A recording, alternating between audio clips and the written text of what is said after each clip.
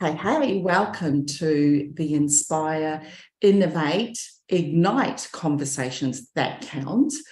And today, our very special panelists are going to be discussing how can we harness the power of both the divine feminine and the divine masculine energies so that we can create financial freedom or financial abundance in our lives. My name is Taga, and I like to always start my sessions or meetings with an acknowledgement to the traditional custodians of the area in which I am joining you here from. So I've been a visitor for the last 33 years to Australia, and my family and I currently live in the land of what we call the Yugamere language Aboriginal people, and our home is here, currently known as Gold Coast, Australia. So we humbly acknowledge their elders past, present and emerging, for they hold the stories, the traditions and culture that keep us connected to this beautiful country. And I also acknowledge that Aboriginal sovereignty was never ceded. And so as part of wealth creation in this current world, we also we encourage you to acknowledge the traditional custodians from the land in which you are also joining us from. So if you're feeling like you're cycling in money stress, or you're earning good money, but you're constantly feeling broke, or maybe you're not receiving the financial recognition for the value that you bring the world, and maybe you or your partner are constantly fighting about money, or maybe you're even completely avoiding money conversations, then you might want to stop scrolling, join in with a special conversation, because here's a piece that you may not have considered yet. So I mentioned before, I'm Taga. I'm a money emotional intelligence coach, and I'm also the founder of Your Money Bestie app that combines evidence-based techniques with spiritual practices so that we can really dissolve money stress and create generational wealth. So I'm also host of the Restore Your Inner Money Guru Tribe within the Sacred You community, which our lovely Sophia will explain a little bit later. And we have these types of conversations. You see, during the day, I'm actually a senior practitioner financial coach to coaches. So I coach financial coaches in the non-for-profit organisation that I work with. And so you can see that it's a space that I'm so passionate about. So it's my absolute honour to bring on this wealth of wisdom. And I'm going to start by introducing our beautiful souls that we have gathered here today. So we've got Janaki Mayhill, who is an agent of change, an alchemist of well-being. She grew up in a yoga family and was fed a lot of consciousness unconsciously. So she witnessed her parents many times either fist fighting or meditating, experiencing conflict in her family. She got labelled many things such as slow and messy. One thing she was called often was a good girl. So she tried to live up to the image of being a good girl while suppressing her expression and hiding her depression behind her smile. How many of us can relate to this? She hid behind a mask of the persona of what she thought others wanted her to be, forgetting who she was so she could remember who she really is. So now she's agreed to play big. Powerful love aligns you and has taken off the mask, and she shows up powerfully in her true, raw, authentic expression of who she is. She has mastered so many of her perceived weaknesses into her great strengths and loves to help empower others to do the same. And where she once judged her slow, she's turned into her superpower. And she now gives others the gift of slowing down and speeding up for the quantum speed of love and helping others tap into their superpower of their innermost being. So Janaki is an all spark for the new start, and she speaks the language of love, which speaks to the hearts of many. Janaki has many certifications such as yoga, coaching with the art of sacred language, both body and spoken. She's an NLP master practitioner, hypnosis, and in QTT quantum time technique. She enjoys all her tools, and her greatest certification comes from within her certainty, certified to the T. She is passionate about supporting people reclaiming who they are and remember to come home, heaven on Mother Earth, into the wholeness of their innermost being, where she witnessed so much quantum, massive, tangible transformation. This is one of the ways she lives her purpose with a passion, doing her planetary work. So welcome, Janaki, to the panel. Donna. Donna is our soil to soul entrepreneur. Love this. Inspirational speaker, best-selling author, holistic chef, my thing, certified health coach, business and life coach. Guys, are you getting the theme here? These are powerful things on offer for you here. And Donna shares her passion and secrets of 40 years of eco-business success. She helps her clients redefine success and wealth, clarify their vision, and have a legacy career they love. Donna is a TEDx speaker and the show host of A Dose of Positivity, a weekly live broadcast where she interviews change makers, health professionals, and thought leaders who incorporate social and environmental justice into their careers. She lives with her nature-loving husband, plenty of four-legged friends, and exotic and edible plants on their beautiful farmstead in the great Hawaii. Here they run always in-season vacation rental and offer holistic retreats, emphasizing the benefits of nature therapy, regenerative living, and the culinary arts. Her motto is, why retire when I can inspire? Nature, ethics, and regenerative solutions are at the forefront of her career and life decisions. As a voice for nature, she shares her love for Mother Earth through nature photography. Profits from her work go to humanitarian and environmental causes. And there's also a list of the books that she's authored in the bio as well. So check these out. Welcome, Donna. Mahalo. Angela Nelson, your partner in wealth and wellness, providing a flexible way to create extra income so you have a healthy body and bank account. Angela has lived experience after suffering years of painful, debilitating illness, then finding a natural way to heal.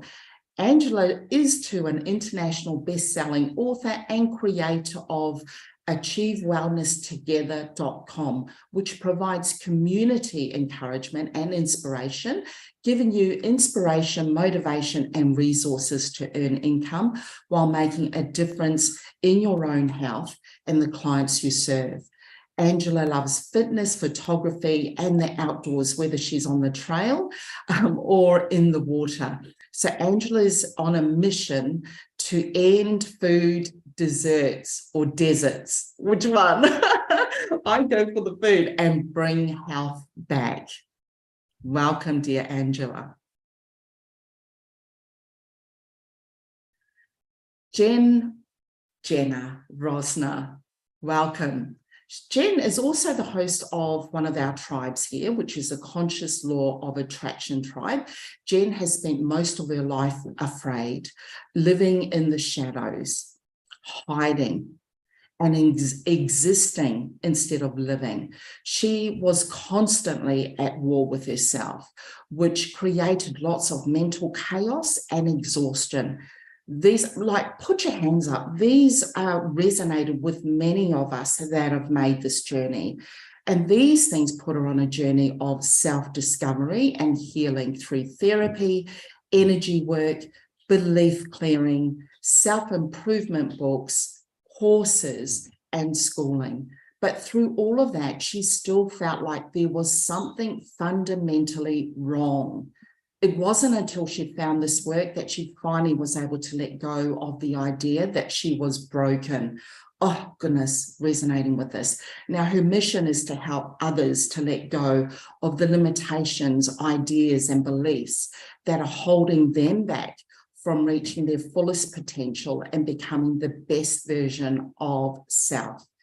Jenn is an LMT and certified magnetic mind coach, and she is well versed in us following in the use of the following modalities, which is Reiki, theta healing, subconscious belief clearing, chakra balancing, tarot intuition. And her passions include meditation, creating art, music, and laughing with her 4- and 6-year-old nephews. Love it, love it, love it. Guys, let's just honor these people, honor what you have on offer here for you today to explore these questions around the divine feminine and the divine masculine. Now, you're going to have wherever you're reading or watching this from, there's going to be some links in this as well. But so don't panic, grab your pen and paper, take lots of notes, grab some replay, because this conversation that we're having is going to fill in some gaps that you may not have considered in the past. So let me start by asking the question. Let's talk about first, let's define what exactly is the divine feminine and the divine masculine. And this is really to help educate our listeners who may not be familiar with this conversation. So let's start with Janaki. What are your thoughts on that? Put it very simply, the divine feminine energy is meant for receiving. The divine masculine energy is giving. And for years, we've had it so backwards with the divine masculine leading with the doing, getting kind of stuck in our head, which I call the stinking thinking. When really we're here for leading with our being and really connecting with our innermost being. And that's of the divine feminine energy of allowing yourself be in your being and your receiving versus having to do all the time. So yeah, that's how there's many others, and that's the simplest. Yeah, fantastic. I love that. Donna. Can you hear me? Yes, you're frozen on screen, but we can hear you. Oh, well, that's cool. All right. I hope I'm frozen with a smile. So, I think I would like you to kind of rephrase that question so that I can give it justice, because I absolutely loved what was just said. And I agree with it wholeheartedly. And I've been trying to get my internet going so you could see me. But so you're asking the difference between the divine feminine and the divine masculine. Is that what I heard you say? Yeah, absolutely, Donna. And it's really to help people that might be new to the space of energetics or spirituality, that may have never come across these terms before.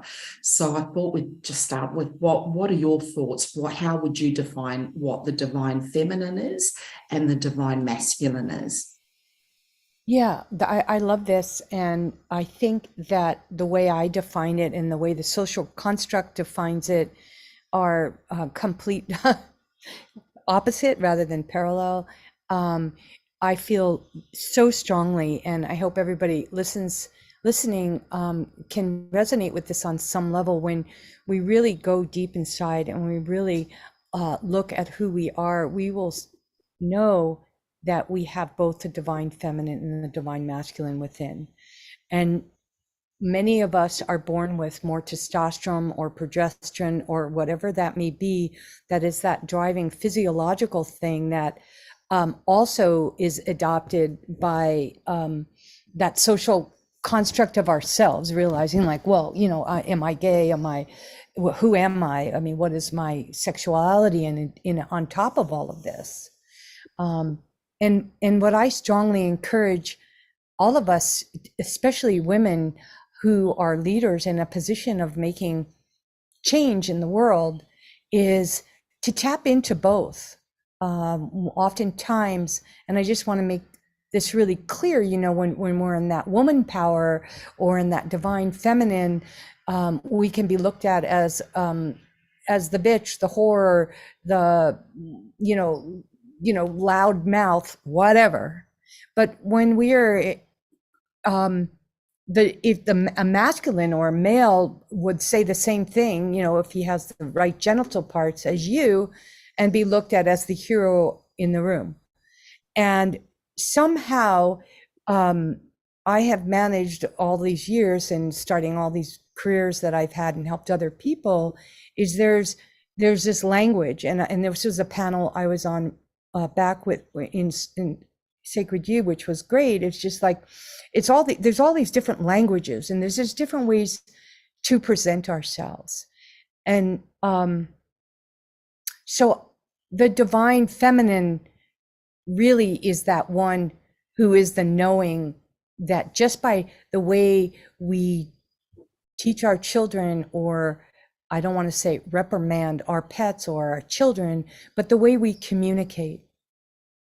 And sometimes it comes with that divine feminine walking into the room and saying, yes, I am a woman, and the things I am expressing here, please take them without that gender, especially when it comes to money, especially when it comes to business. Because if everybody would read the statistics, that the companies that are doing the best have women as CEOs at the helm. And that's fact. And when you can bring something like that divine justice, the divine truth to the table, and say it in a non-threatening way, it takes that gender role out of the finance, out of the business. So I'm excited to hear what everybody else has to say, but I just can hardly wait to dig in. And I hope my video comes back. And I'm not, because you can see the expression on my face. Oh, goodness me. I hope you can see our expressions as well, because there are so many nuggets inside of that, not being gender specific, and really encouraging us, whatever our background is, that we get to work with both energies within ourselves. And of course, then the challenge of the social labeling that occurs when we do move into different energies as well. So some amazing. Did we say we only have an hour here? This is a shame, because this is a big conversation. Angela. Hello. Can you hear me okay? There may be a delay. I think I keep freezing as well. No worries, you're coming through fine. Thank you. And I would say, I wasn't sure if you were going to rephrase the question again. I will say that I agree with all that's been said already, that there are both energies within us, the divine feminine and the divine masculine. And it's up to us, each individual, to identify that, recognize that, embrace that in its entirety and all that is, however we define that, and regardless of any outside sources. And I would say on the most basic level, I feel the feminine is more of the creative side, and you can utilize that to birth new experiences, new ideas, new ways of thinking, and even new perspectives of looking at things and bringing fresh ideas to the table. And the masculine energy, I would identify that as the action taker. So with that, a lot of times when feminine energy, we tend to be givers and give and give. And I believe it was Janaki that said that the masculine is usually, take and take and take. And so we need to find a balance between those two to where we can be the best of both and create and also take action to not just benefit our community and our families, but the world. Oh, perfect. I'm really enjoying how our different angles are coming together and creating this bigger picture for people that are listening here. There are going to be certain perspectives that really nail it for you, and others that you might go, that's interesting. I hadn't considered that. And that's what I love about these panel conversations, because we do get to explore and get that invitation to take out of these conversations what really, just creates that interest and curiosity. Jenn. So there's a quote, it goes something like this, but the mother teaches you how to love, and the father teaches you how to bring that love out to the world. And so that really resonates with me, because when I'm talking about masculine versus feminine action energy, like the feminine action is like the receiving, like we've all said, the creating, the meditating, the nurturing, the self-love, the ideas. And then the masculine is taking that into the world and taking the physical, steps, the action. And so we do have both, and we need both, right? Because you have this idea that you're percolating inside, but you need the masculine action sometimes to take that out and create it in the physical world. So it's almost like things are created twice, right? Once in the energetic, which is like the feminine, and then again the physical, which is more the masculine. And so they connect that way. Ah, love it. We could pretty much end this conversation now, and you've got so much information there, because the idea that many of us have so much in here locked inside, and then particularly as women, we might come to a pathway in our journey where we're like, nothing's happening. Like, that's the action part, that's the masculine, that's the energetic part of us, that they need to be balanced. We get that opportunity to explore that side of us that we might have suppressed, or whatever social labeling has been put on us for it. We have touched on this next question, and I guess it really is about, I wanted to really go down the road of how do we link those in and getting the balance. How does that link in with finances and money? So Janaki, I'll come back to you. Let's start with that. Yes. One thing, while I remember, that I choose to remember if was shared, is the divine feminine is an energy of flow, and the divine masculine is structure.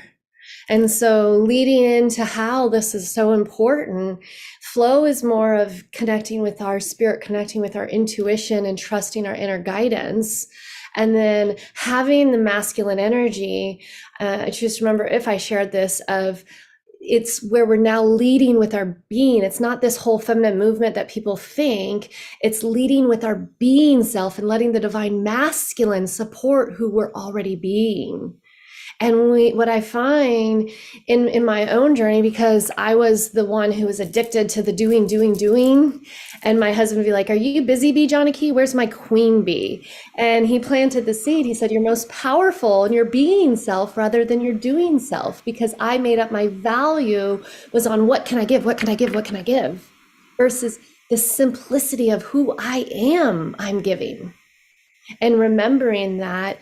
And what I've also have found in my own journey is the more I've restored my connection with my mother, because there was so much unconscious resentment that I had, I didn't even know was there.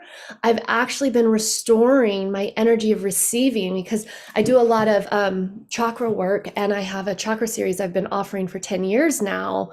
And I used to do it all the right way and by the book and what everyone else said. And now it's just developed into this own thing where we dive into our shadows and dive into the undoing of all the doing. And it's connecting with our feeling world, diving deep into our feeling world. That's why I say the quantum space, because that's connecting to our subconsciousness. And so what I've found is, especially with our root chakra, which is the energy of, that is where our money energy is. And also the connection with our mother and our home, of feeling home in our own bodies, valuing our self-worth. And so what I've found is the more I've done deep-seated forgiveness and seen my mom in a new light, where I once had unconscious judgment with her because she wasn't the way I expected her to be or something, and I allowed myself to have full forgiveness, I've actually restored my ability for me receiving. And one of the things my husband shared with me, that he has a gift of taking my complexity and bringing it in simple ways of direct and delivering it back so I can hear my own words. And he was telling me right before my women's retreat, and he goes, one day, when you let go of the attachment of control, you will receive abundance and prosperity greater than you ever imagined. Mm. And I go, oh, okay. So, yeah, it's the letting go of control. And that's actually what I found is I'm able to manifest so quickly. And it's when I'm letting go of the attachment of the outcome. Yes. We can set our intentions and have the specificity, and then it's the holding on that it has to be a certain way. It's almost like putting blinders on and narrowing our perspective.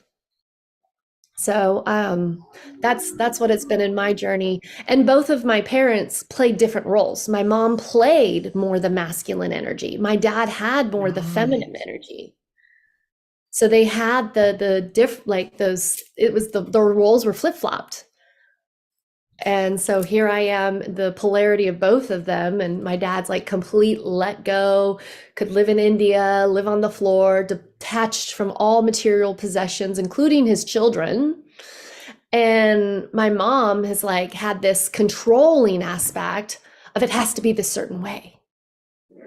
So I actually shared this recently with both my parents when they came down. I said, thank you for giving me this gift. Thank you for showing up this way, because I now remember what I'm here for. I'm here for harmony of those two, where I got to witness the conflict between you two.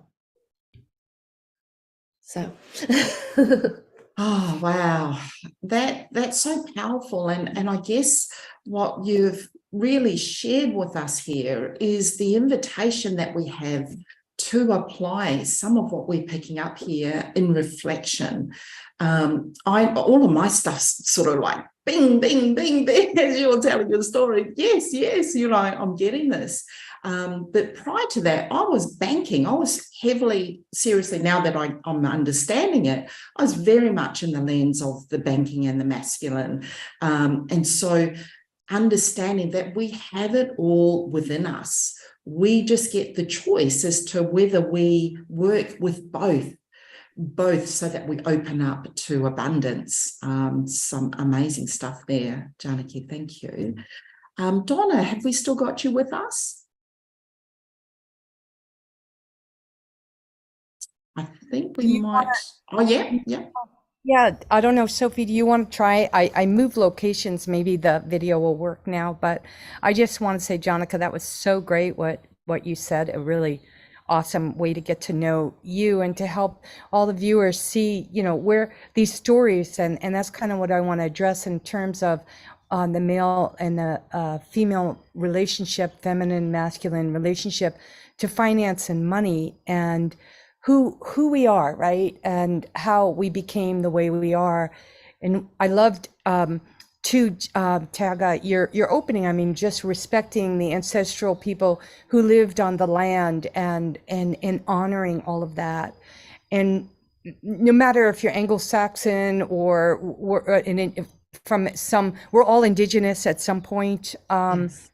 And when we look back in history and looking at the old scripts of, you know, a monarchy or patriarchy or whatever, how what we brought into this world, it's when in terms of finance, I mean, when you think about redefining what success and wealth really means, that divine feminine knows that it is rebirth, regeneration, it is creation. And that again is a social construct, but it's also a physiology of the woman. And the masculine, you know, really its role is to propagate and to make sure the survival of the fittest, to like inject the woman, right? We only need one rooster in the room. But that's high finance right there, guys. You can really I'm going to leave it there now. Let's Math leave it on that one. note. But what I'm getting at is like, what would it be like if from the beginning of time we got on our hands and knees and we prayed to the Pacha planet? And if the beginning of time we got on our hands and knees and we prayed to our goddess, our Lordess in heaven, how might the world be different? Not just in ecological terms, we wouldn't rape, take, and abuse so much maybe, but also in the world of finance. Because the Mother Earth, which we rape and take and abuse, is where all our finance comes from. It's where all the money is. It's where the roof is, everything comes from it. The roof over our heads, the clothes we wear, the food we eat, the schools we send our children, all comes from the divine Mother Earth. The feminine, that we look at feminine. And when we look at that in that perspective, and we start looking at finances and we start redefining success and wealth and value, we look at the feminine energy very differently. We look at it as it is the asset that is going to save humanity. It is the worth. And women, unfortunately, especially in a position of finance and money, have been put in a very, you know, down with the earthworms, which is really where the fertility happens. But women now, it is more than ever is our time to rise up from the surface. As Darwin said, the earthworms are the tiller of the soil, the oxygen of the world. The best leaders build other leaders. Women leading and building other leaders, especially young women in the world of finance, and understanding the true economics of wealth comes from how we treat the earth, how we treat these physical assets with such regard and respect. That is that divine feminine that is the world, the Mother Earth is calling upon all of us to do. And when we have that spark and that knowing and that wisdom, women all over the world are rising up. Young women like Greta Thunberg, the teenager who's pretty much took climate change on her own and created a force for change globally. We are seeing women, because of women like all of the women who are sharing on this panel, who are giving so much of themselves to all of us out here in the audience, the confidence and the courage to realize that finance is life. And there's nothing wrong with being a millionaire or a billionaire, because it's not the money, it's what we do with the money. It's not the shoes, the Jaguar, that 2 homes, the private schools.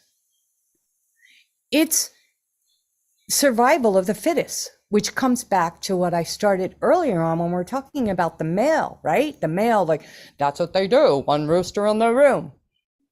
But all of us have that rooster side of us that, without coming out in a cockfight, we can bring these concepts to a whole nother vibration. And that's the challenge for us ladies. That's the challenge for the goddess of all of us, to realize that what we are here for a reason. And I am so grateful that I am connecting with people like you and other women who are doing it, but they're doing it with love, compassion, kindness. Greed has tried to destroy all of this goodness, but greed will never, ever take the place of love, compassion, and kindness. And that's where, that's a new paradigm, guys. The guys in us, the male testosterone in us. That's it, man. We're going to flip it, redefining success and wealth, knowing where that finance is, and then going from that place like, bam. There's nothing wrong with a earthworm rising to the surface, tilling and bringing that oxygen forward. We are the goddesses of a new paradigm economic shift. And it is so exciting for all of us to be witnessing this change and showing our sons and our daughters. And love it. I wish you could be my friend. I love you.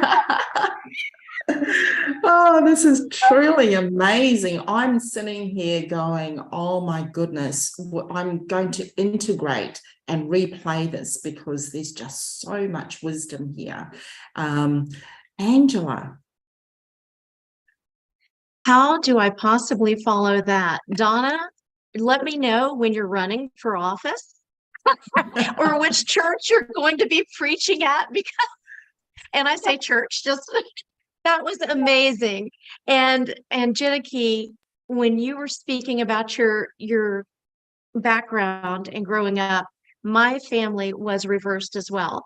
My father was more laid back, easygoing, and my mother was more of the masculine energy, and still is, still very much so. And growing up, I was not taught about financial health.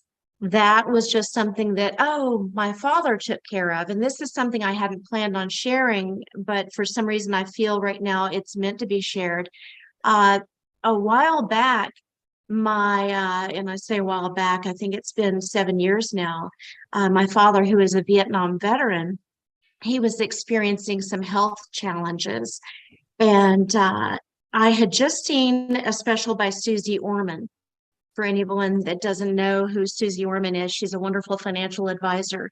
And she used to be a waitress, and she versed herself on financial health and taught herself and received more and more training. And now she is one of the premier people that teaches others about financial health and security and how to build that nest egg for ourselves and that security.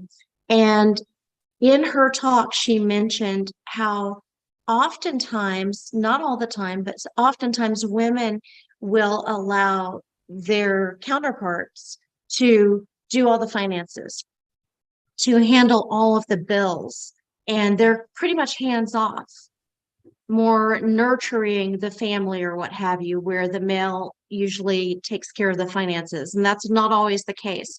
However, in my family, it was. And I told my mother, I said, I just saw this special, and I really think you need to know more about the finances, the bills that we have, what needs to be paid, and how it's going. And she pretty much brushed it off and said, yeah, we're fine. Your father handles that. And a week and a half later, he was admitted into the ICU. She had no idea what bills were paid, how they were paid, and with what frequency and what have you. And when we went to the hospital to visit him, we stayed in a hotel nearby. And when I walked into the hotel room, there were these bills across the counter in the bathroom. And I said, Mom, what are these? And she said, I don't know. They're bills. And I said, well, have they been? She had no idea. She was emotionally just devastated and couldn't focus on anything other than my father was now possibly leaving us. Thank goodness he did survive. And I'm very grateful for that. He survived quite a lot and still is, because he's here, I believe, to keep my mom out of trouble, which he laughs about. But he is an acute myelogenous leukemia survivor. That was what he had, and also a bone marrow transplant survivor. And then he had a quadruple bypass. So the man is invincible. But that big lesson there was, I need to take it upon myself to learn about financial terms and not have that fear that was instilled within me of, no, we don't talk about that. The guy handles it. They handle it. You don't have to worry about that.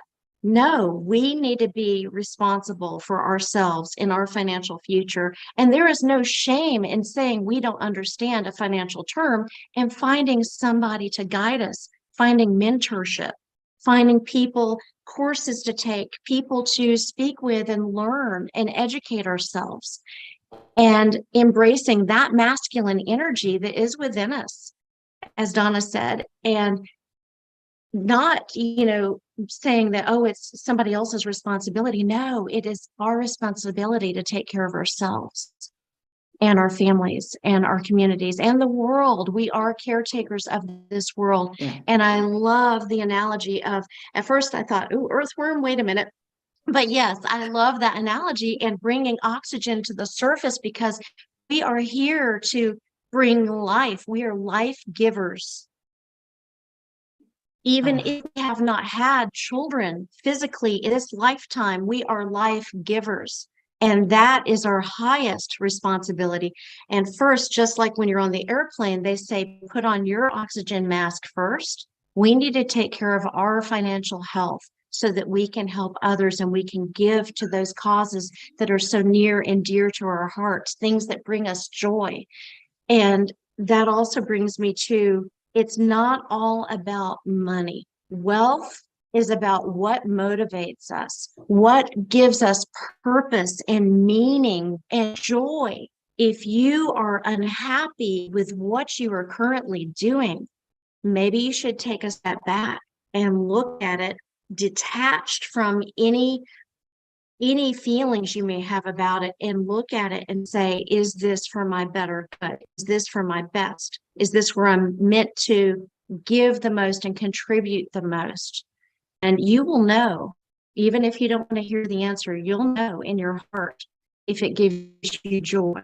And I hope and pray that everybody finds something that is their mission, that is their why that makes you cry. Find something you are so passionate about that just gets you up in the morning every single day, and you want to share it and scream it from the rooftops or quietly have it in a conversation, what have you. That is true wealth, when you are feeding your soul and finding your soul's purpose. Thank you. Oh, Angela, yes. Oh, this is so powerful. And, what was coming up for me is, statistics, I'll do the masculine side. 8 out of 10 women are not comfortable talking about finances. And this is a research that was done in 2021. And it's not surprising when we have been experiencing systems of oppression around money and money literacy that was driven by patriarchal financial literacy programs that doesn't take into consideration any of the emotional side of things. So really interesting that we get to bring these up. Let's talk about this, because it's not right. We have a voice, but we get to nurture that voice so that we feel consent-based. We can have these conversations because our voice matters and is needed for us to make the change that we're here to do. Absolutely. Jenna. So first of all, sorry I got kicked off. I guess the powerful energy in the room was really screwing up my internet. So anyway, I'm back. We're still talking about masculine, feminine energy in terms of money, how it intersects with money. So I think for me, when I think about the feminine part about money, it's really about understanding it and creating a relationship with money and a relationship with wealth, and going deep into the truth. What do you believe about money, and what's the actual truth about money? What is it? And then coming at it from a creative perspective is we're all abundant. We are just, we are everything. We are the predominant creative forces in our life. We're infinite. We're everything. So really going deep and connecting to that aspect on the inside and nurturing that part and clearing out all the junk that we have, the junk programming that we have. And then the masculine is really the understanding of how it works in the 3D world, right? How do I make the money? How do I create wealth in the 3D world? How do I, what do I need to do? What do I need to learn, and taking those steps. And so for me, it's really about understanding the truth first and connecting to the truth first, and then taking the action steps, physical action steps from that truth. And also, I'm big on structure and the creative structure. So coming from a place of, I would like to, I choose the end results of creating financial abundance, and then looking at your current reality, and then looking at the difference and clearing out whatever the difference is, what's keeping me here instead of here. And then I can start taking the action steps and move forward. Because for me, specifically with money, but with a lot of things, when you're in the problem-oriented structure, when you're trying to fix something, and this is why I say I'm not broken, right? No one's broken. When you're trying to fix something, you get stuck in this cycle of, I need to fix myself, I'm broken. And so you go about trying to fix yourself. But whenever you have this belief that the future will be better when, right? You create this identity that you're not good enough and you need to fix yourself to be good enough to have what you want. And so as you're moving towards what you want, the identity of the person who has this thing and the identity of the person who needs to fix themselves to have this thing, and they're not the same, right? So you're moving toward it, your identity starts freaking out, going, wait a minute, I'm not a person who has money, I'm not a person who has this, I'm a person who needs to fix myself to have this. So you start to freak out and you won't allow yourself to have it, because what's going to happen, right? We don't know if it's safe. So then you sabotage. And then it creates this affirmation and that you're broken, and it reaffirms that you're broken and you need to fix yourself. And so you get stuck in this never ending cycle, right? And then I like to take the 3 steps forward, 2 steps back kind of dance that we do. So we move forward and back and forward and back, and you blame yourself for that, right? But it all comes down to that choice. If I'm choosing to create wealth because I'm afraid of being broke, or I'm afraid of what's going to happen, we're in the problem orientation and we're in the fixing orientation. So if I choose to have financial abundance because I want to have financial abundance, just because I want it, that choice is going to pull you forward. And then it's like you look at your current reality and decide, okay, so what do I need to do next? What's the next action step? And why am I not taking that action step? And then you do some sort of process or clear it out or whatever you need to do. And then you start taking the action steps. And then you start aligning yourself with that.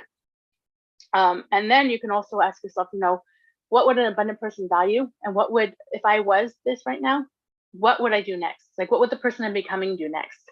And you kind of have this way of moving forward in this focus that keeps you pulled, keeps you forward, and keeps you focused, I guess, on where you're going instead of trying to fix and where you've been. I'm madly writing notes. Future focus, actually being pulled in that direction is just crazy. I'm so loving this. Guys, this is what is on offer for you. And before, I know it's almost 10 to the top of the hour. And what I have gone through, the bios that I read at the beginning here, this is just a taste of what you have on offer. And what I'd like to do at this stage is with each of our panel members, if we could leave with one action step, let's leave with one action step that someone could start with. If they're watching this and they're like, okay, this is great. Where do I go though? My finances are such a mess. Let's go backwards. Let's start with Jenna first. So I would say the very first thing you want to do is create a true choice. If you can look at your choices, okay, if you look at what you want to create and drill down, why do I want this? Why do I want this? Why do I want this? Why do I want this? Until you get to the place where I just want it because I want it. So if you say I want this and I want this because I'm going to get this. And then what would that give you? Well, that would give me this, right? And that would give me this. So if you can get to the point where you drill down and you say, okay, I want this just because I want it, start there. Start with that focus.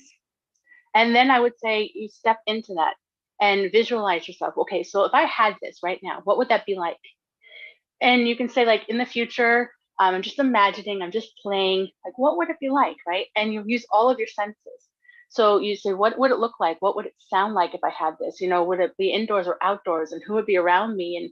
And, you know, how would I hold myself and how would I feel?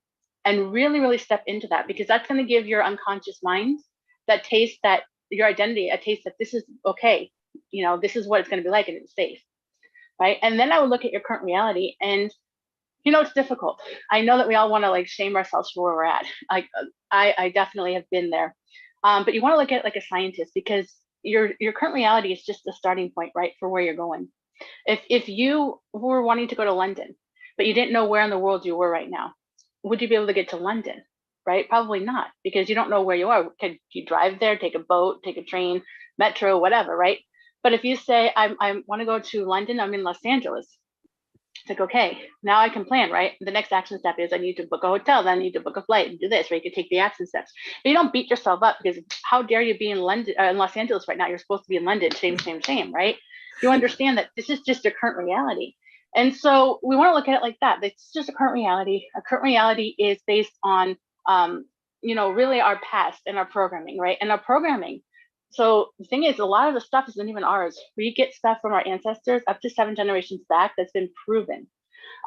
So we have beliefs, we have habits, we have patterns, we have traumas, we have all this stuff going on that was given to us, right? We're born with it, and stuff that we've obviously created, and you know, unconsciously from 0 to 4, we pick up everything, right? But it's stuff, and the thing is we've learned it. So if we've learned it, we can unlearn it. And so that's what epigenetics and neuroscience tells us. You can actually reprogram the mind and literally reprogram the neural pathways in the brain to create different things, right? And so this is a whole different topic. I'm sorry I'm going like deep, but so, you know, when you look at your current reality, just look at it like, okay, this maybe sucks, but this is where I want to go. So what's the next action step, right? And then figure out, okay, now I know the next action step. How do I take the next action step? And if you need help with that, reach out to somebody. You know, there's so many different modalities out there. There's so many different coaches. There's so many different help books, whatever, it doesn't matter, right? But the thing is, when you're looking at it this way, you're looking at it not that these things are you. These things are stuff that's coming up, keeping you directly from taking the action step. So it's not like, what's wrong with me? It's just this thing is whatever. I call it resistance, right? So it's the resistance. Like, this is just here keeping me from taking the next action step, right?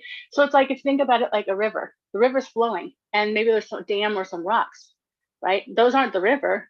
They're just stuff that's in the way. So you just have to kind of move the rocks, move the dam a little bit so you can flow down to your desire. And so that's really where I would start. Create your true choice. That's super, super important. Your focus is the most important thing. Where you're going is the most important thing. And then looking at your current reality and meditating on it, stepping into it every single day. I choose this end result. What would it be like? This is what it would be like. Teach your body, teach your soul. And then I'll go into one more thing, sorry. But so our thoughts create our feelings, and our feelings create certain chemical cocktails in the body. So what happens is we spend our lives with these beliefs and these feelings of like fear, doubt, lack, whatever. So our body gets used to those chemical cocktails. And so what happens is a lot of times we go about trying to change our mindset, but our body literally is like, wait a minute, where is my dose of fear, my dose of worry, my dose of, you know, whatever. So you need, the meditation piece is super important, because you need to give those cocktails to your body so that your body can continually feed on that and understand that, okay, now I'm addicted to the chemicals of abundance. Now I'm addicted to the chemicals of freedom and love and joy and whatever it is you want. And so your body gets addicted to those chemicals, right? And so then you can move from that place, because your feelings create your actions, right? And so the chemical cocktails create your actions. And so you want to change your actions, change your thoughts, change your feelings, create the chemical cocktails in the body, know that it's safe. So yeah, you got to work on it on a physical level, but on an unconscious level as well. So that's Amazing, Jen. Oh my goodness. What an amazing cocktail. and in Angela's words, the why that makes you cry. So really going deep on that why. Don't be afraid. It's just natural that your body is going to be throwing up a lot of resistance. Thank you so much, Jen. That was amazing. Angela.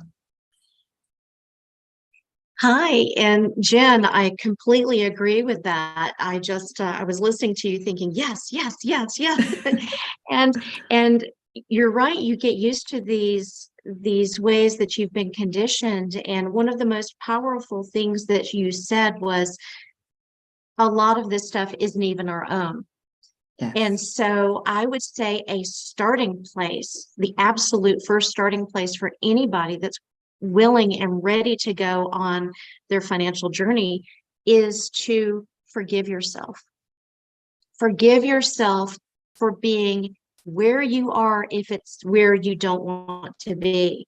Forgive yourself if you're not familiar with financial terminology. Forgive yourself if you haven't saved anything, if you've blown through your savings, if you spent your 401k, if you, with the pandemic, you spent it all just to survive. Forgive yourself.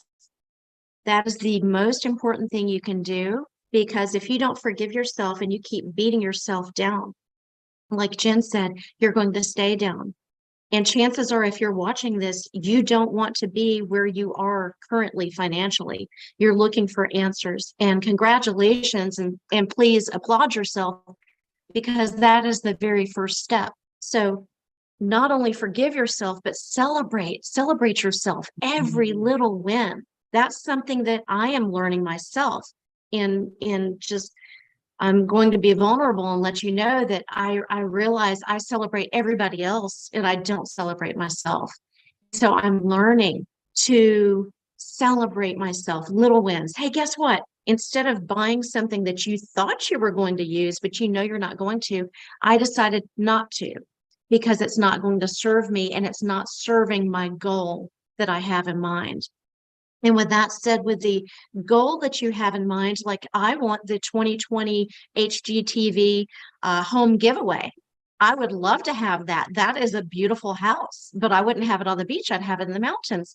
Well, I can visualize that that is one of the things I want. However, when I meditate and I visualize, I also need to see the steps, the action steps to get there. Otherwise, I run the I run the risk of falling into fear, falling into feeling not enough, falling into feeling like a failure. And how am I going to get there? Feeling lost, feeling incomplete, and feeling like maybe, wow, I really, blew that. No, you see the hard work, visualize yourself getting up every day, doing what you need to do to take care of yourself, work out, move a little bit, make sure you get a good sleep, plenty of, nutrition, and take care of your body, your mind, your heart, your spirit, your soul, and then your finances will flow along too. And it is a process, so be kind and gentle with yourself. Oh, thank you so Thank much, you. Angela. And, it sort of brings me to the point that how we turn up in one area of our lives is generally how we're turning up in others as well. So if we're avoiding money, we're generally avoiding other things. So when we, if you notice this is coming up for you and you're taking these steps, generally you'll find things will start to ease off in other areas of your life as well. So that's a really powerful point that you raised there, Angela. Thank you so much. Donna.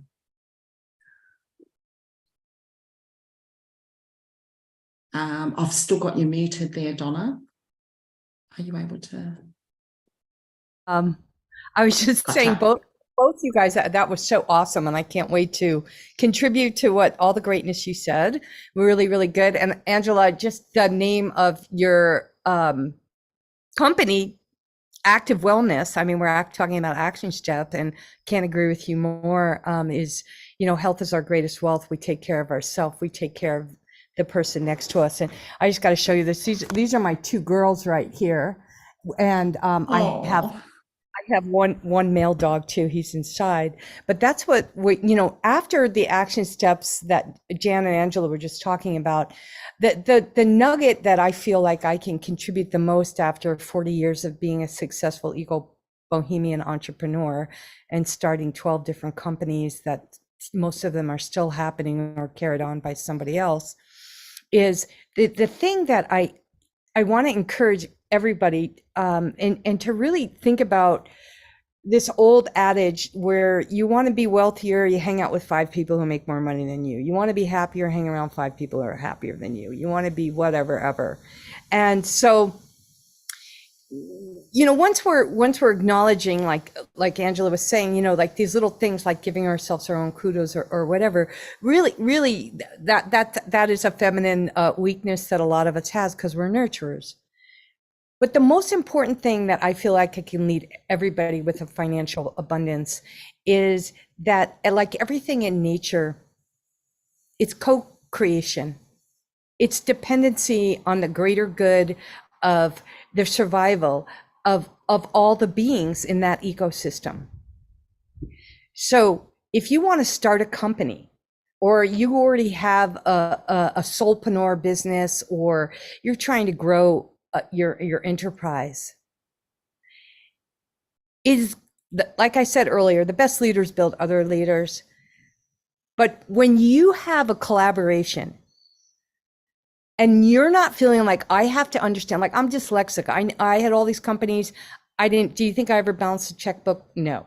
Did I ever do the credit card statements? No, I none of that. So understanding that there are people who are around you, whether they're male or female, or they have the divine or the feminine energy, the masculine or the feminine energy, that have these qualities that are going to complement you, not compete with you. We are a species we're magnets. We need each other to create that abundance. And with that abundance mindset of the sharing and the distribution of wealth equally, I mean, 5-figure income. I want to finish this book. I started writing it a long time ago. What is wrong with the 5-figure income? $999,099.99. Because anybody who's making more than $100,000 a year, unless you're living in Paris or Manhattan or San Francisco, you're going to have a lot of money to give over to charity, or to create a nonprofit, or do something with that money that is going to grow humanity.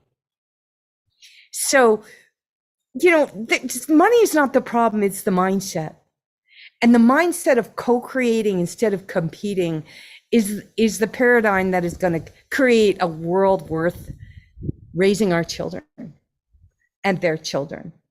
And so let's bring out that divine feminine energy, which is all about creation, co-creation. And on top of what Jan and Angela already said, I can't wait. And Jenna, I think that's how I say your name, how what you're going to say, to be the sauce to all of this, because today was a very, very exceptional time. And I want to thank all of you for everything. And in case we can't go back on, but this was a great discussion. And I really garnish everything all of you have said. And I hope everybody in the audience is getting something too. And let's go out there and co-create. Co-create. Oh, powerful stuff. Absolutely. Just bring it back to balance, as it was meant to be in the first. Absolutely. Janaki, thank you, Donna. Oh my God, I feel so lit up. I absolutely love what everyone has shared so far. And I'm going to start with you, Donna. When you said co-create, I heard co-create and elevate. It's like, that's how we do it, co-create. And I remember several months ago, I had this aha of the old way of business, the old way of doing was all about comparison and competition, because that's the belief of separation. And when we are in what is true is unity and love, it is co-creation and collaboration. And I have got to experience that and the abundance of that, because what we give our world is what we choose to receive. So if we're trying to be like, is that true abundance? If we're like, I'm the only one that can do this. That's the old belief of I'm going to do it all myself. And I've had that because my mom was like that. I'm going to do it all myself. I'm going to be this masculine energy in a feminine body and I'm do it myself. And is that letting divine support in? No. We are meant to be divinely supported. We're not meant to do it all. That is the old program, the old paradigm that is now shifting. It's already shifted, and people are now remembering this. And then also, what Angela said, I love what she was sharing about forgiveness, because that is such a powerful tool, and I use that. And so I've seen quantum shifts. I've seen the evidence in my clients. I'm like, oh my gosh, they're forgiveness, shifting paradigms in their parents because of the generational, how we're all connected. And when we shift within ourselves, we shift 7 generations back and 7 generations forward and more, and everyone who touches the hem of our garment, because everyone is the projection of ourselves. And I keep hearing ourselves and our cells changing on a cellular DNA. And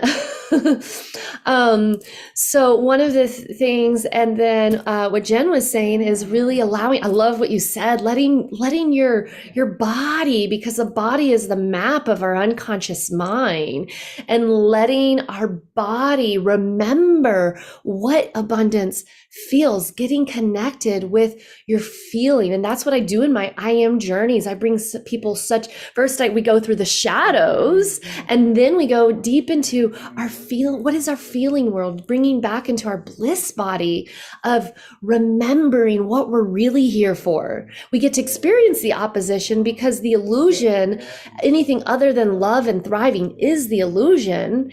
And we get to experience the illusion so we can have our human experience and remember who we are.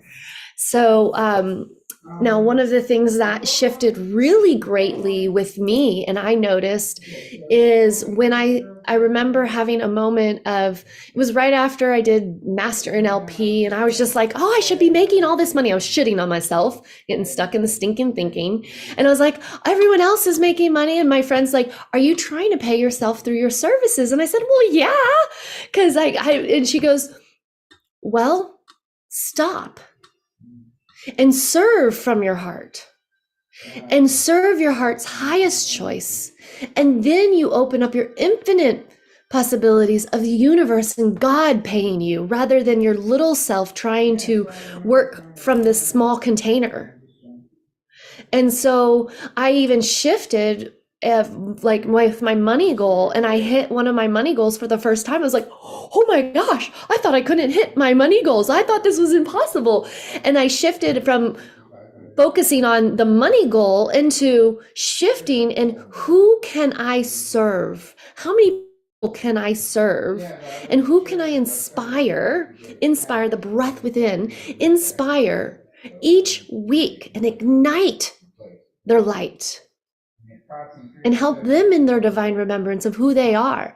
And then that opened up, I say, the floodgates of allowing me, of receiving, because when we come from a place of giving and pure giving, not the giving of, I'm going to give, what can you give to me?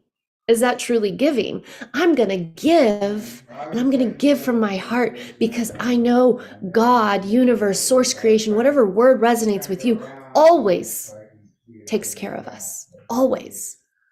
So it's ending that whole belief of, I got to do it all, and allowing yourself to have the divine support. Divine God supports you. Matter of fact, I love the word sin in the Spanish language means without. And I'm like, oh, okay, this is amazing. The only sin is to believe we're without, because we are already everything we require and everything we desire. We already have everything. It's now we get to remember. And the more we remember, we're changing the vibrational frequency of our body, of our cellular DNA. And then that's what we attract. So you're no longer trying to chase those things. They actually come to you. And that's what I've been experiencing. Last year was the first year, like turning 40 for me was just the pivotal of opening so many things, of remembering, stop being the dreamer. It's time to now live my dreams. What are you waiting for? You get to pave the way. So that's what I me. how to finish. You know, I think we've destroyed a few mics here. Like, I'm just constantly going, boom, boom. It's just powerful. Thank you so much for everything that has been shared here. I'm actually going to, I've got notes all over the place, but one of the things that I loved about what you said is having to go through the illusion to know your bliss, to really understand what that even feels like. What does bliss feel like? And I feel like there's this generational shift to realize we've been in this illusion. What now? What next? And how do we do this? So as we wind this down, can I just ask each of you, we've only got the three of you here. So if I could ask the three of you to just share what you're working on. We've got all the links under the post, but Janaki, if we could just start with you, please, what it is that you are offering. Are you sharing, are you saying about my gift I'm offering, or what I'm currently have, like any programs or anything I'm Any programs, anything Okay. that, how can they take the next step with you? So I offer what are called I Am Journeys. They started as Yoga Nidra. I've been facilitating them for 10 years, and then doing my chakra series for almost 10 years as well. No, actually 10 years. And this is my 10th year. And I was doing everything right. And then I started just listening to my internal guidance. And so my I Am journeys have turned beyond I can imagine. That's why I've just recently in December started calling them I Am, which is inner activated magic. And it's a quantum journey of love, giving you an opportunity to slow way, way, way down, connect with every aspect of your being, your physical body. Because what it does is when you connect with your physical body, you connect into the theta and the delta brainwave state, and then you can start deprogramming and reprogram all those old beliefs. And the feedback and the results I've seen, my mind is blown and my heart is so expanded. And this is why I do. This is actually at my current of how I facilitate planetary work. And so my I Am journeys is what I go through. And right now we're in our chakra series. So tonight I have I Am my sacred intimacy. So we get to visit and uncover the layers of shame as we allow ourselves to connect with our sexual and our creative energy of all those. First, we get to go through the darkness so our light can be birthed. And that's what I do in my I Am journeys. And so this is where we remember sacred, because the opposite of shame is sacred. And so that's what I give in my I Am journeys. And for Solar Plex, which is February 10th, I can share a flyer as well. I have them all the way marked till April. We're making friends with anger, stepping into our sacred flame of our divine will. So that's what I have. And anyone who chooses to join, they're welcome to join virtually or in person if they live in the Woodlands, Texas, or in Houston in the right area. So Beautiful. Thank you so much, I Am. Jen, can I go to you next, please? So I am a facilitator on Sacred You, one of the tribe facilitators. I do conscious law of attraction. And so we meet once a week, every Tuesday, 8 p.m. Pacific time. And we talk about all kinds of different things. We talk about meditation, we talk about unconscious mind, we talk about epigenetics, we talk about true choices, we talk about structure, we talk about a lot of different things. And so I would love for you guys to join me. And I think if you join Sacred You, you get to have a whole bunch of other tribe members meetings as well. But if you want to go deeper into this work, I do group coaching and one-on-one coaching, and we really go deep into creating these true choices. We go deep into remembering who you are as the predominant creative force in your life. And I help you step into the structure, the creative structure, because again, I talked about the problem-oriented structure that keeps you in this hamster wheel, or it's back and forth because you're trying to fix yourself and you believe that you're not that you're broken. And so we really get into that. There's nothing wrong with you. You don't need to fix yourself. You don't need to heal yourself. You don't need to do anything. You can be exactly who you are and create everything you want, because success is not personal, it's structural.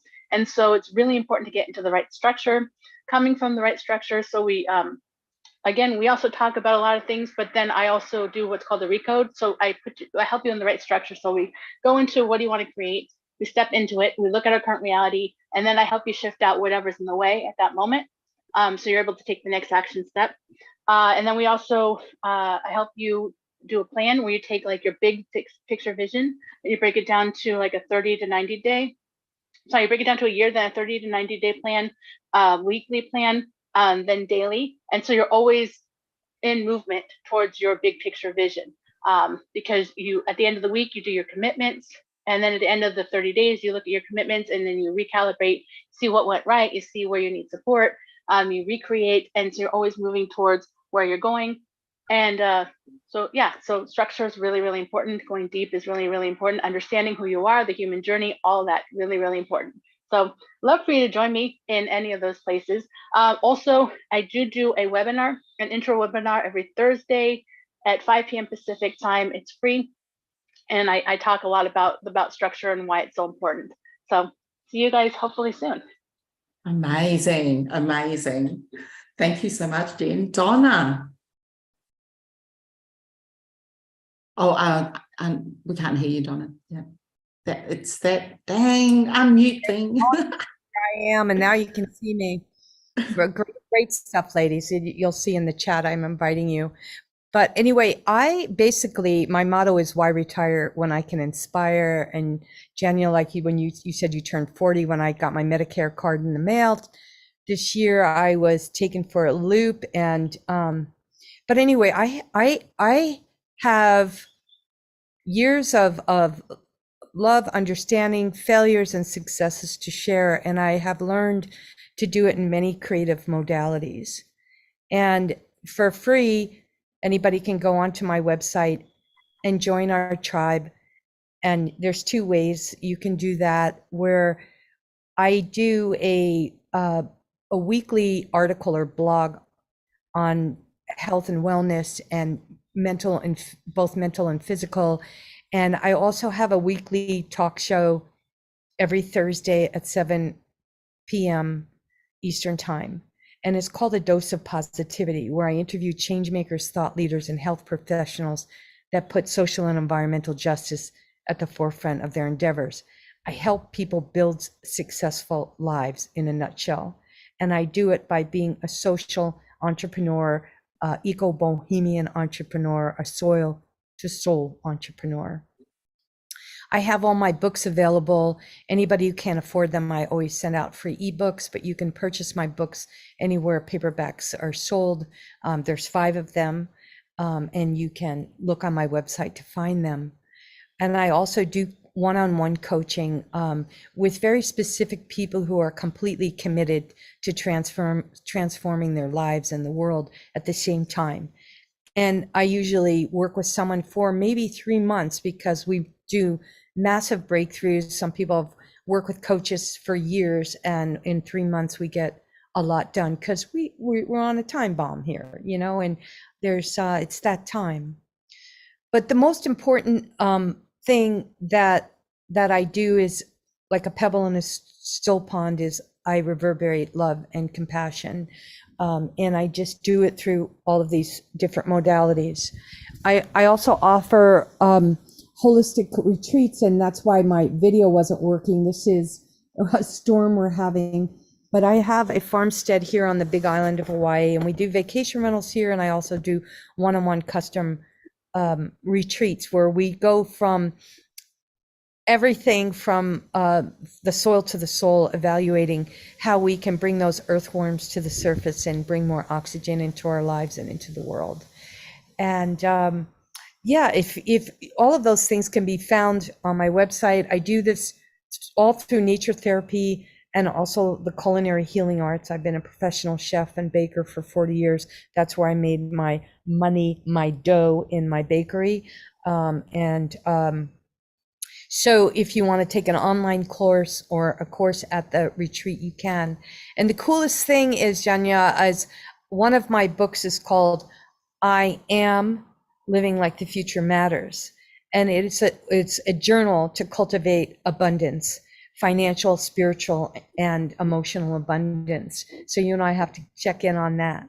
But I am just over the moon, excited whether people tap in to any one of these free things or chooses to have a complimentary consultation with me. It's all on the website, and I encourage you to reach out with anybody today who resonated with you, because this was a powerful session. And Taga, you haven't had a chance to share all your gifts with us, and you're an incredible human, and I can hardly wait till everybody hears what you have to offer. And I would love to get to know you more intimately, because, well, in a feminine, divine way, because you're a power. So tell us about you. Oh, thank you so much, Donna. It's like, I'm sitting here and really integrating everything as much as you can in the limited time that we have. And I had the benefit of introducing what I do at the beginning, but just very quickly, I do what I do because originally I was in banking. My background has been banking. I was a top lender. I chased all the goals. And at the age of 39, I was diagnosed with breast cancer. And because I had transitioned into mortgage brokering, I had let go of all of our insurances, because I thought, you know what, we'll be fine. I'll be able to get this business running, and I'll be able to get those insurances back on. The kids were teenagers. And despite having all this knowledge up here around the finance industry, we lost everything. That whole knowledge base that I had did not serve us. But what I'm able to, that was 18 years ago. So the chemo, the rebuilding, going through the radiation therapy, trying to restart the business, it opened me up to understand. And one of my aunties had said to me in her broken English language, she said, "Taga, what's wrong?" And my response was, "I have breast cancer." Like, that's why we're here. We're all meeting because I've been diagnosed. And her response was, "No, something's wrong because you're holding on to stress. You need to find out what that is."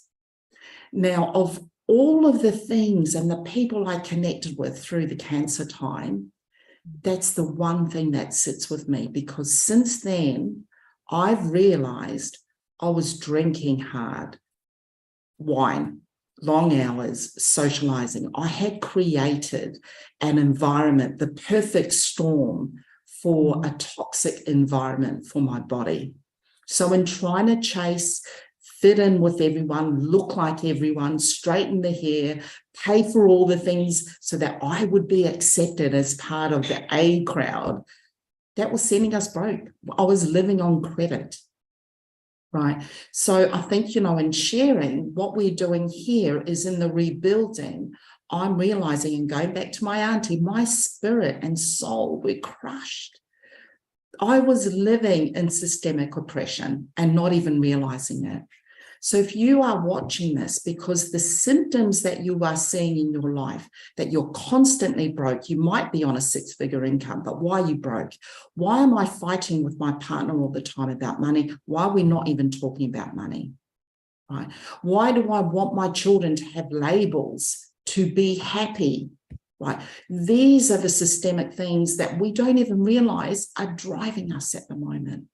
But here, I hope if you're watching this, you are getting these little nudges to say, here's an opportunity for me to make a choice. Do I start to explore the things that I've not really been comfortable going into?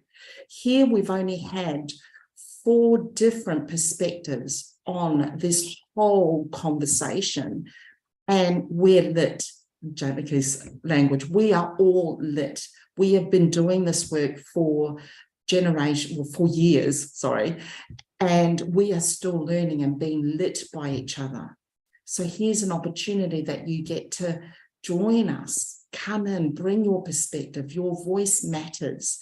In this space, it happens to be about money and getting the combination of evidence-based, if we have to, if that's what we need to move forward, to do the action, to make sustainable decisions, then that's a part that I would invite you to lean into. If it's about delving more into the spiritual and energetics and the so-called labeled woo-ness of all of this, I invite yourself into to be curious. And each of the voices that you've heard here will resonate with you in different ways. So you've got the connection available there to do that. And I just want to say thank you so much to everyone and to everyone who will watch this. We have gone well over time, but you know what? That is how we honor what we're talking about, what we're bringing to the table here. It is our why. It is the deepest why that I can feel now. I'm getting teary because it is the right space for me to be in, just as it is for everyone else here.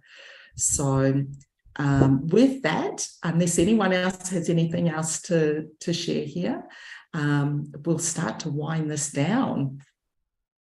Thank you so much for sharing that beautiful side of you and for carrying on this incredible panel with these amazing women. I just want to honor you for your journey, which is so powerful and gives us all courage to break those shackles of doubt.